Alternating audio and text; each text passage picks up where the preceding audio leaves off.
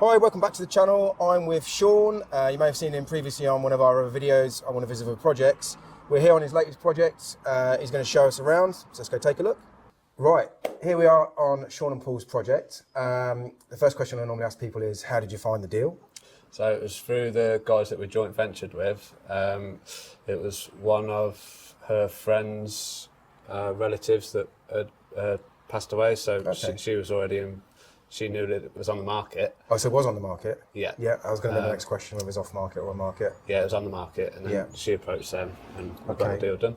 So probate property basically means someone's unfortunately passed away, lived in the property a long time, typically they do, yeah. So properties haven't been modernised, renovated.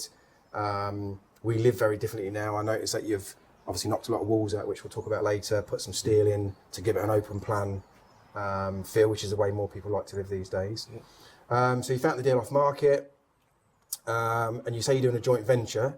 Is this someone that you've worked with before, or you're just known from Again, so we'd done an extension on their property, so we'd done some work for them. Yeah. They'd seen what we've been doing with you, getting the education and everything, and they just approached us for a joint venture.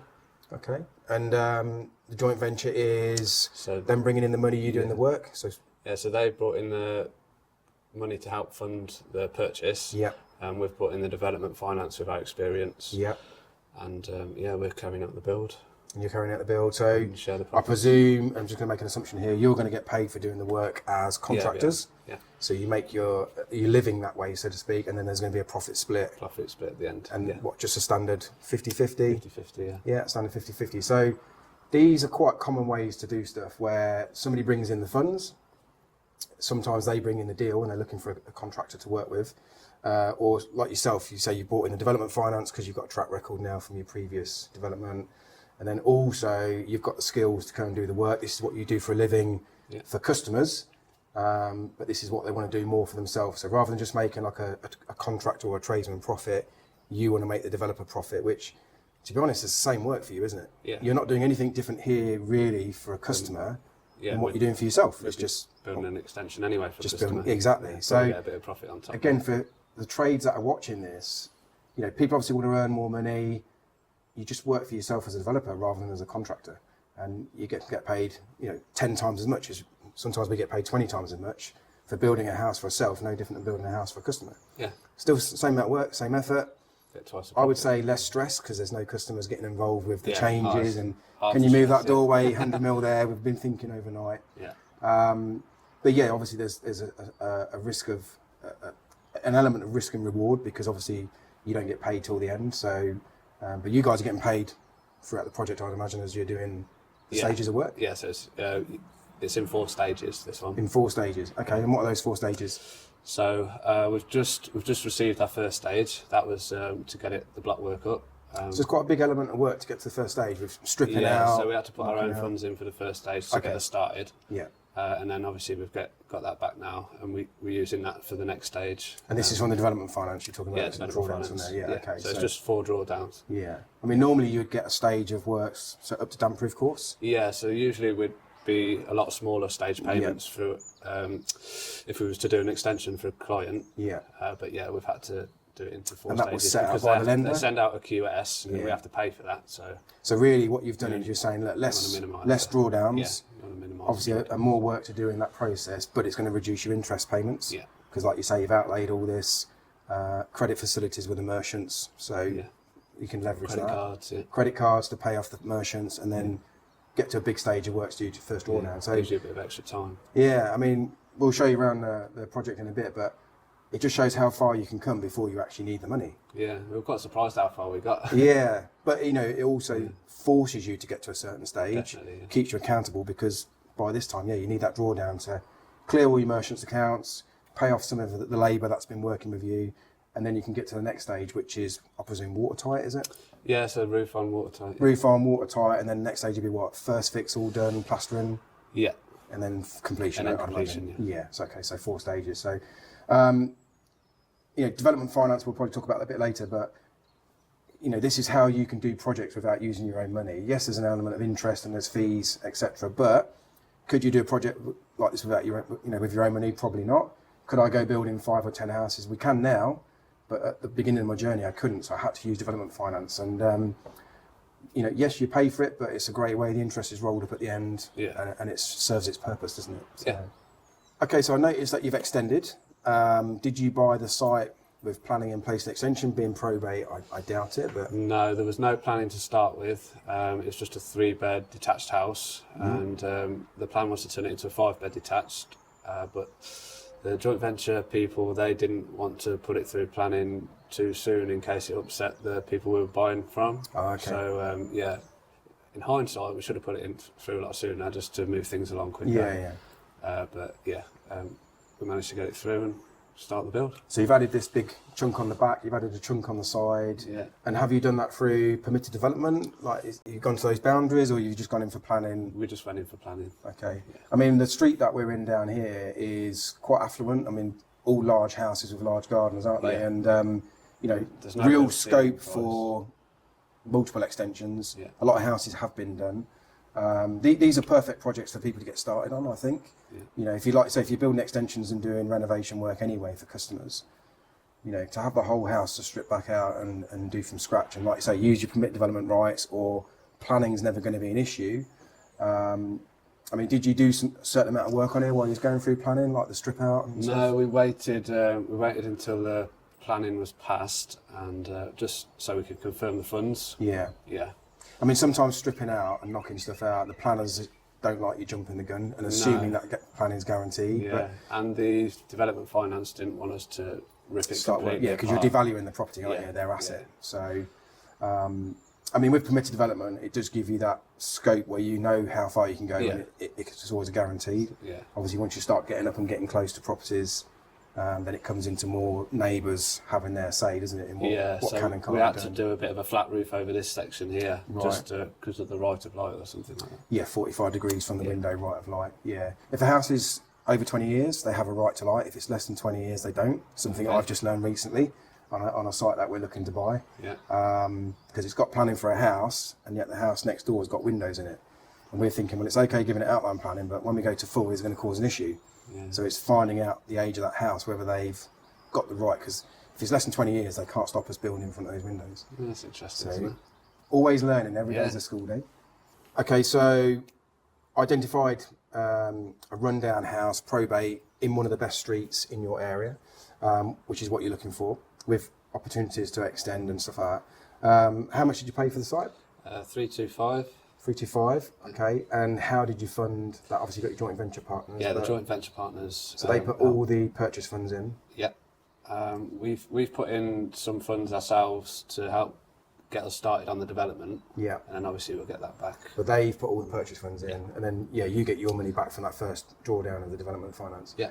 So, to some degree, for you guys, it's a no money down deal for you, Yeah. or no money in, to some degree.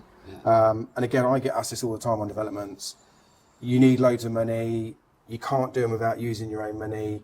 You know, this is not the first time you've done this as well on the last project. Again, one of your, Same. yeah, Well, and just without the joint venture. just about the joint venture, yeah. But these are just your previous customers Yeah.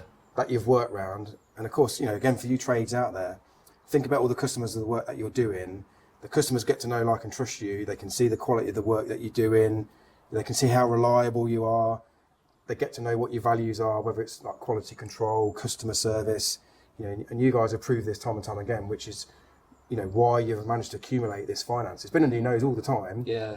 But It's one you've thing never to thought ask. about it, is it? Yeah. And when I said to you, look, go back to all your customers, Yeah. tell them that you're going to start getting into developments, and at some point they will say, well, look, actually, we've got a bit of money, Yeah. or would you consider us? And it's proving itself to work again. Yeah. Sometimes family will help out as well. Sometimes family will help out as well, yeah. And now I always think there's a bit of a balance there between borrowing money off family. Yeah. But again, they know you. Most of them will want to help. Yeah. Most of them, not all of them want to help No. help you succeed, but most of them will. Yeah. And I thought it was really awkward about borrowing money at first from people that you know. Yeah, But we I do. borrowed money from my mother-in-law Yeah. and stuff like that. But if you think about it, you borrow money from people that you know, you're more likely going to pay it back. Yeah. You're not going to want to let your family down and friends down. No. And it's a win-win because they get an interest. Yeah, they get the interest as well. So. You get to do the projects, you get to make money. When you've paid them back, what are they going to want to do? They're going to want to go again and say, Sean, can you get us another project? And then projects might get bigger and bigger and bigger, and the profits and the interest gets bigger. So Yeah.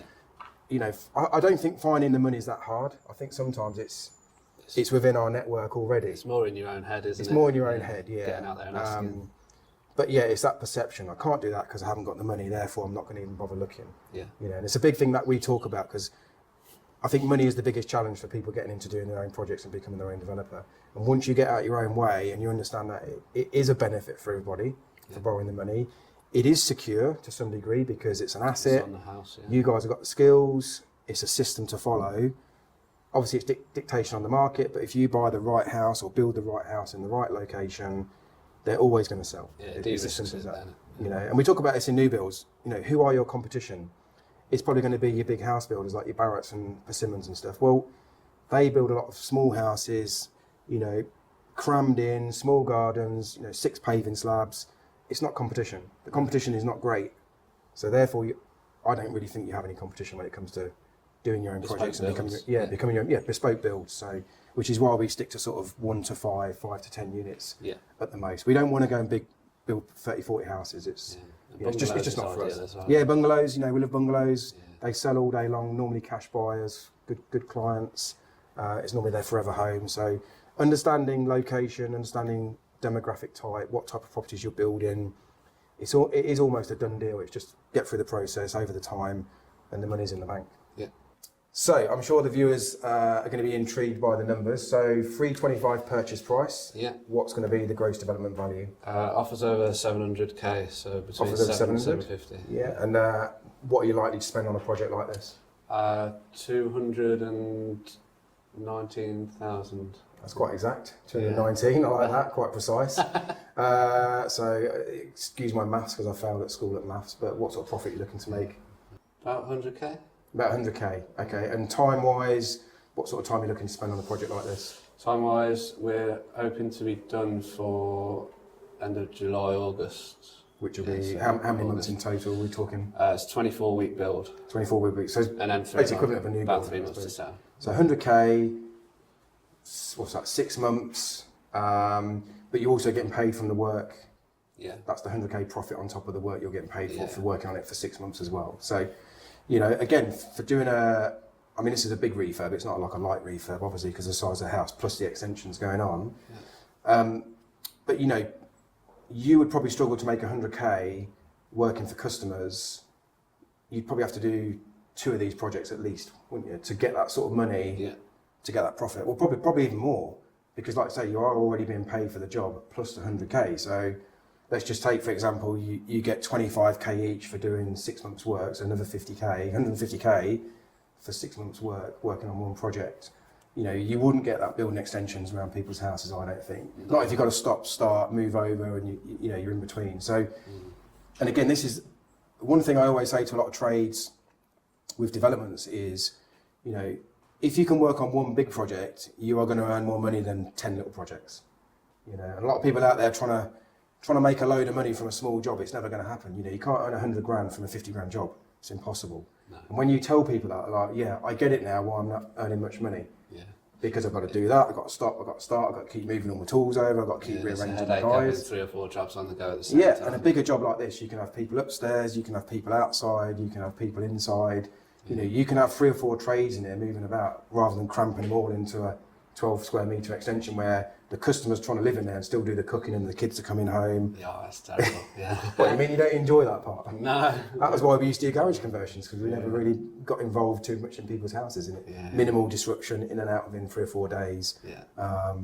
Perfect jobs. But it took me a lot of extensions and refurbs and bathrooms and kitchens to figure that out. To figure it out, of saying, do you know what, I've had years of being busy, years of being running around 100 miles an hour, and you know, you become multi-trade, but you don't really earn that much money. The minute I niched and got into something with minimal disruption, that solved the customer's problems. We need more space, but we don't have to go through planning and extensions and loft conversions. The business took off. But this is where I feel like a lot of tradesmen aspire to be, is to get in something like this and just manage their own project and just keep coming to the same place to work every day for 6 months. Yeah, it's a and lot make nicer. Double or triple the money. Yeah. You know? Yeah, total rip out. This was the back of the house, this section here. Yeah. Which is why the whole roof's got to come away, because obviously, like I say, because of the structural side of things. Yeah, so we've got to put a couple of timber beams in here to... No steel work though in the roof? Not in the roof, Not no. in the roof, no. Yeah, we have Plenty of massive steels steel. downstairs. Yeah, loads of steels downstairs. Yeah. But yeah, We were saying about that, to a minimum. that unique smell with a Yeah, house all the of dust and old plaster. 70, 80 years old. Yeah. With the smell. So. Yeah. So yeah, so you're getting to the point now, what, good couple of weeks and you'll be watertight? Yeah, and then, around about the 15th of this month, it's going to be watertight with the roof. Yeah. Windows are on order. And yeah, just finishing the last little bits of the rip out and we're ready to first fix. yeah. Made us a little start on it with a stud. Yeah, and they can, they haven't got to alter the scaffold at all, are they, for you to do the rendering? Only for the rendering. Just yeah. the rendering? Yeah. What do they do, just put them all back? Yeah, just put it back a bit. Put it back a bit. So we can get in. Yeah. Okay, but like you say, a couple of weeks, get this watertight, then, you start doing your first fix and get all the structural side of things out of the way. I think people underestimate how long it takes when you have to keep ripping loads of stuff out. Yeah, A luckily. lot of rubbish. Luckily we've worked it in with the other trades, so Yeah. we've brought the carpenter in, and I've been helping him on the roof, and Paul and the rest of our team have managed to get the rest of the rip out done. Good stuff. It just smells, it just stinks of like soot. Yeah, Is there any fireplaces up here? There's one. there was. Yeah, There was one. well, we've took 2 chimneys down, haven't we? They were huge. Oh, is that what it is then? Yeah, Yeah. Was there one out the back here? there was one here. Yeah. Yeah, Yeah, yeah. that's where that one was. And then one at the front. Yeah, just stink, don't they? Yeah, You've got your toilet there. yeah, that stinks as well. I can imagine. Need a bucket of water down there. Yeah, you got gas here, then? Yeah, gas, that's going to be the downstairs toilet. Box that in. Just little bits like that, then. It's just good for the apprentice to practice Yeah. on, like bricking up these doors. Yeah. It's ideal, isn't it? Yeah. We use the old bricks outside as well, so we've got practice toothing it in and everything. Yeah, yeah. That's how I learned. Just repairs and alterations, really. I never did any Yeah. new build stuff when I was younger because No. I didn't work on building sites until I was 25. I don't think it was all Same as just us. extensions, Yeah. alterations, refurbishments. Yeah. But I used to love doing this sort of stuff, ripping it all out, It's changing the interesting. structure. It's something different It every, is, every day, isn't it? Yeah, there's always lots of different stuff. I think doing this allows you to become multi-trade, certainly with carpentry stuff. Yeah. Just taking out all the plumbing stuff, you get to learn how it all goes together, heating systems, just all your wiring and stuff like that. But it's definitely a lot more time consuming than people think. Yeah. All the steel work's got to go in now, so that's quite a big difference. But yeah, it's going to be nice. So what you got, like kitchen, diner So there's and going to be lounge all in some one? stud work through here. We've got a utility there with a boiler. The boiler and everything's going in that room. Yeah. Then it's going to be the kitchen lounge area here. Office, downstairs toilet, living room and a little snug area just throughout the living room. So it's good that you put an office in here because, again, I think they're good sales features. Yeah. I think people definitely like them. It's not a bad size, the office. How deep did you have to go down on that? A metre? A metre by a metre, yeah. Really? And 500 deep of concrete. Not too bad then. No. Yeah. Pretty standard for the pads now, isn't it? A metre. And that takes that steel to there, or has that got to have something else on it? Or? No, just a, it's a cantilever. So That's what I was going to say, is it a cantilever? just to take the floor. Just taking the joist, and there's nothing upstairs sitting on it, so like you say, you're okay to come over Structural that. stud there, just to support the ceiling joists, ceiling beams going across for the roof. Yeah, and you've got another big one here anyway, haven't you? So Yeah. what do you think you'll do with the ceiling? Do you think you'll like do We've it all flush? We've got to lower it, yeah. You're going to counterbatten it to cover that Yeah, steel? we're going to counterbatten that, and then we can get What we do, just put more that way? services through that as well. Yeah. Yeah. It's a bit of work, isn't it? But I think it makes a difference on something like this too.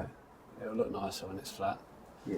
The only thing we've got is that timber beam upstairs, isn't it, that might be seen in the bedroom. Right, that's not a problem there though, is it? But here in this room, you'd want Yeah, it all you want it flush. all flat, yeah. You just got to put 3x2s into that way, and it'll stiffen everything up, won't it, anyway? Because Yeah, you've you got can drop some timbers down to catch the 3x2 as well. Off the joists.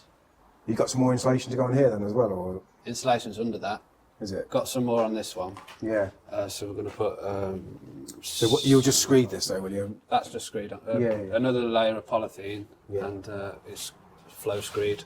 Going to flow screed all through. That's it. But you'll keep that at the existing level. Yeah, keep the existing. Yeah. Yeah. And put some DPC on it. Well, like the bitumen. Yeah, it's kind of like that. It's like a resin. Is it? Yeah. Right. Okay. So get the resin on that, and then the self leveler will go on top. And just normal radiators down here, no yeah, before heat or just anything go like that. through, yeah, just going for the radiators. Yeah.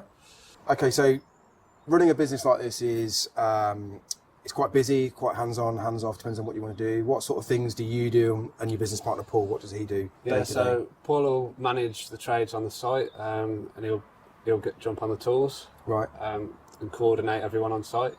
And I'll tend to take probably half a day planning everything out, ordering materials, sorting out what's next in line for us, bringing in more work. Yeah. And then I'll jump on the tools as well. Okay. And do you get a lot of time to jump on the tools, or is it just pretty busy? Yeah, I'd say I'm still on the tools a fair bit. What, about a third a week, would you say? Bit more? Probably at least half. At least half a week? Yeah. Right, okay. So, but like you say, you know, with jobs like this in any business, even if you're just doing extensions around people's houses, you need to be working weeks in advance. And I think this is where a lot of trades struggle, because they're on the tools all day, And then 50 hours a week. Get home at night and then in the evenings they're, you know, like say, looking at jobs, they're pricing jobs, which takes weeks for them to get back to the customers a lot of the time, so they lose the jobs. Then they've got to fetch materials, got to organise trades, pay invoices, accounts, admin. You know, it's another job on top of a job, isn't it? That's what we was doing before I'd had you as a mentor. Yeah, yeah. So we were just getting burnt out all the time. It's really important to set aside time Yeah. to do the tasks that keep your business going, and then you're not having to play catch up. Yeah. So like you say, just taking out a day here or a half day every single week, because you know, ultimately, Just helps you keep track of what you're doing as well. yeah, well, exactly, yeah, keeping track. One thing I was going to say, which is really important for people listening, you know, while you're on the tools 8 or 9 hours a day, you are not out there looking for your next project. You're not out there talking to investors. You know, you're not putting deal appraisals in. You're not sending out direct to vendor letters. You know, this is where you make your money, not on the tools. Yeah. Do you know what I mean? So it's good that you've got a business day's partner. wage, aren't you, on the You're only tools? earning a day's wage. You know, you'll only ever be a £200 to £300 a day man while you're working on them tools. As a developer, you could be a £500,000 a year man or £1 million a year man, and you don't even have to pick up the tools. You know, I don't hardly ever lay bricks. We're now in April. I've not really been on the tools since August. I went away in September. I've not hardly been in the country since September. So for 6 months, I've not even been in the UK. I've probably been in the UK 5-6 weeks. And it just shows that you can get more done if you step out of the business and manage it from a laptop and a phone, which is what I do. Yeah. But yeah, it's very important that you do that. Like I say, it's good that your business partner Paul is on the ground. He can then feed back to you. You're here on site anyway all week, in and out. But it's a good partnership that works, isn't it? Because like you say, you're still looking for your next deal, speaking to your customers, your investors, dealing with the finance. Paul don't need to worry about that. He just needs to focus on, are the building regs right? Have we got any issues? Are the materials here? And like I say, it means that you're not having a project that's running behind because you're not caught up in the build. Yeah. And it's worked really well so far on this one as well. Okay, so one of the things I just wanted to talk about was, we were just talking about this off camera, was you've got 2 apprentices, is that right? Yeah, we've just taken on another apprentice. You've just taken on another one? So we had Ashton, he's in his 2nd year now. Yeah. Bricklayers? Both bricklayers. Both bricklayers, yeah. Because it's our main trade. Yeah, yeah. So yeah, Ashton's been with us 2 years now, and we thought it's time to bring him on to being more on the tools rather than mixing and everything. Yeah, yeah. So we've brought a new apprentice in, and it's given him a boost. He's really enjoying his work now. He's on the tools more, and I think he feels more valued. So great. So you've had an apprentice for 2 years. Yeah. You're now giving him more responsibility. Like I say, pulling him away from the loading up and the mixing. Yeah. To spend more time on the trail, which is what his intention was. Do you feel like he has now took the responsibility of training up the new apprentice? Yeah, he gets stuck in teaching him how to do a proper mix and everything. And he's just passing down what he's learnt from you and college.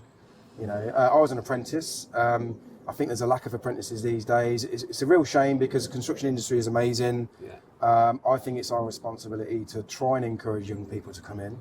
So if you are thinking of getting an apprentice, I think it's rewarding in many ways. One is, obviously, they get to work with you and you get to pass on your skills. It's very rewarding to see somebody grow. Yeah. You know, my sons are 22. they came in from not knowing anything to now being very skilled. I mean, really, really skilled in what they do. And it's great to be able to get them to the point where they can make a very good living, and it's down to you to pass them on. Without you, who knows? It could have been in a dead-end job. Yeah. They might not have had any motivation or desire to better themselves. They might not have had any aspirations to have a career. It brings them on personally as well, doesn't it? Like he was a very quiet lad when he first started. Was he? Yeah. He could hardly get a word out of him. Right. But yeah. But you and Paul got are more quite of a fairly quiet, personality, aren't you? Anyway, so fairly quiet, yeah. yeah, you're not. Well, what I mean by that is you're not like your usual, quite loud mouthy builders. Yeah, not. So, but like you say, Isn't you've it? seen the difference in him. Yeah. And I'm sure you can leave him alone to be responsible more now to do stuff. And I think you've got to give him that push. Yeah. I think like for me, when I get young lads come on my site, and it could be just some of my son's mates who come to work with us for a bit, I generally give them the tools, and I step back and I say, right, I'm your labourer for the day. Yeah. I'll get all the materials and I'll tell you what to do. Here's the trowel, off you go. Yeah. And they rise up to that challenge. Yeah. So I feel like it's our responsibility to give them a push and let them thrive, and Yeah, it's they rise up rewarding, to it. And you could be responsible for that person having a really good career, who then goes on to inspire more people as well. So I do think it's a really important part to get apprentices, and if you are considering one, go for it. How did you get yours?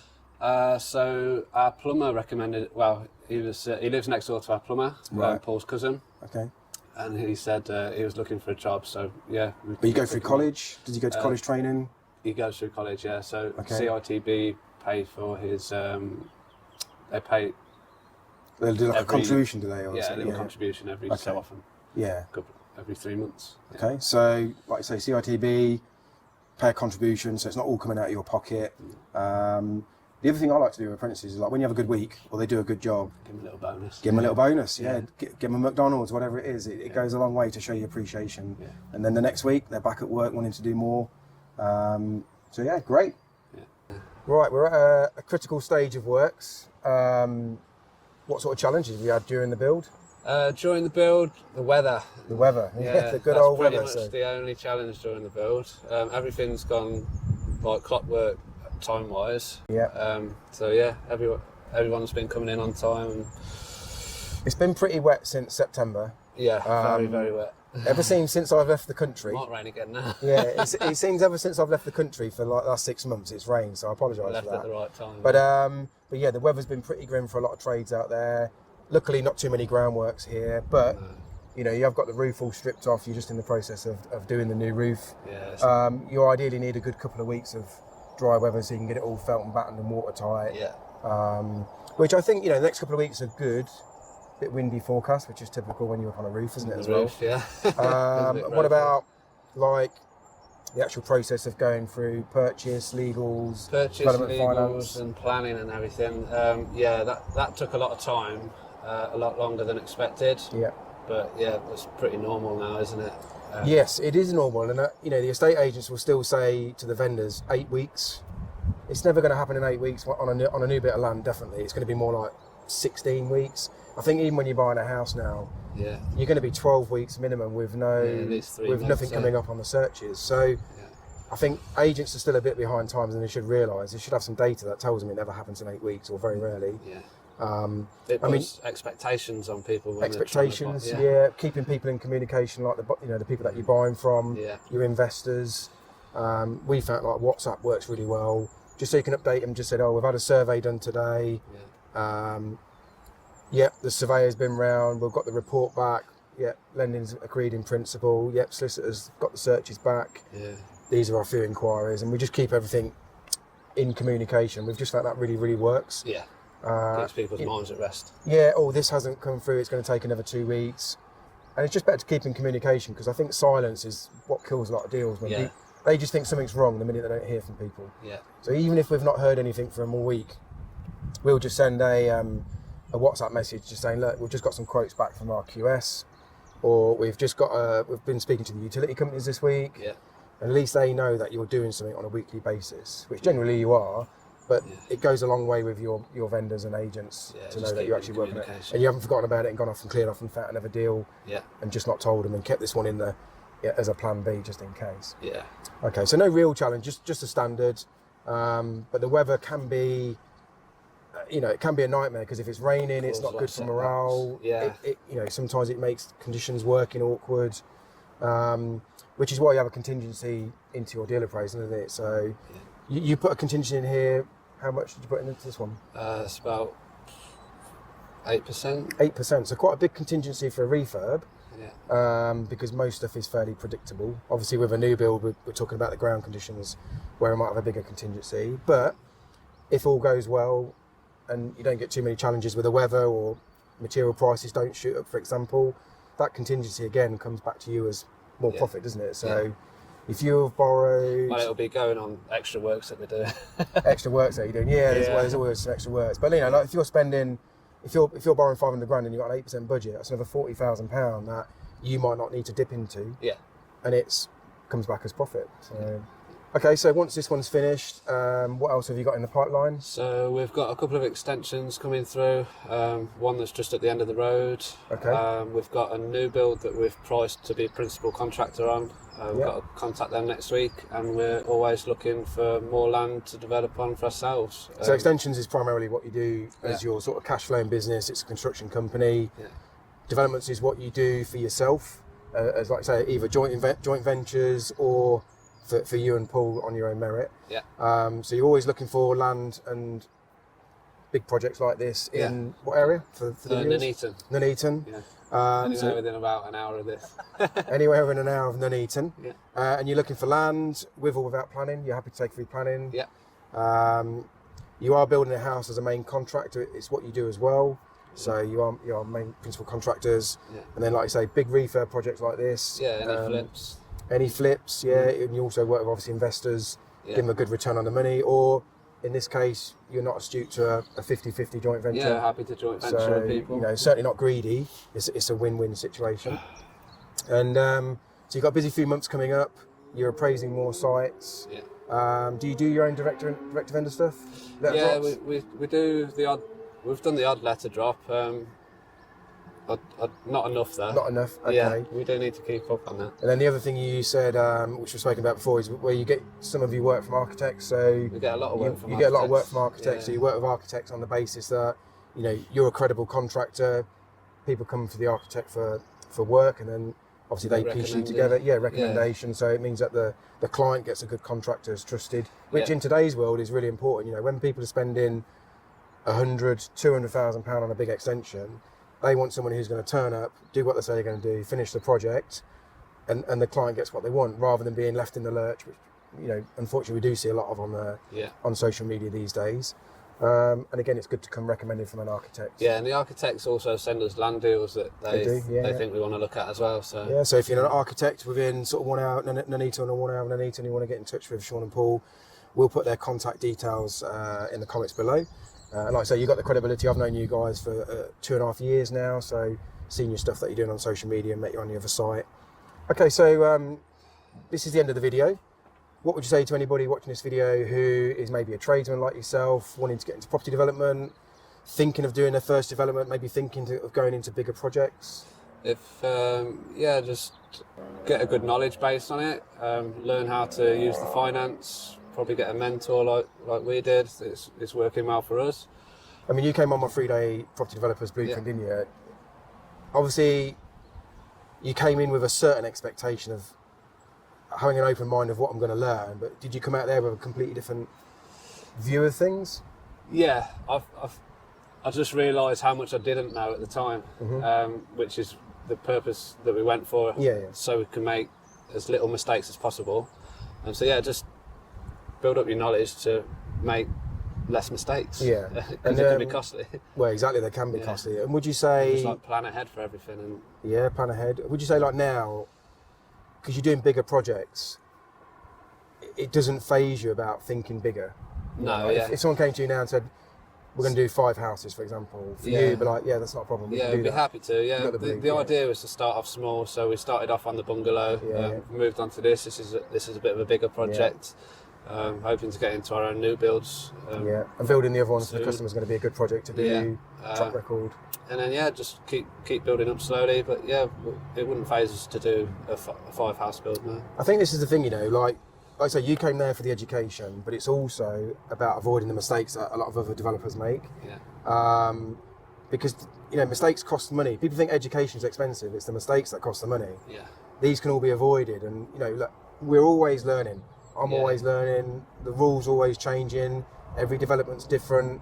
But it is about learning about mitigating that risk so that you don't make the problems, and having the skill set so that people invest in you because they can see that you know what you're doing. Yeah. That makes you more investable. It's going to mean more people want to put money towards your way. Well, if you haven't got that skill set and you haven't got that track record, you're going to be stuck in that place. So, Yeah. you know, for me, I invested heavily in myself. It's been a game changer for me.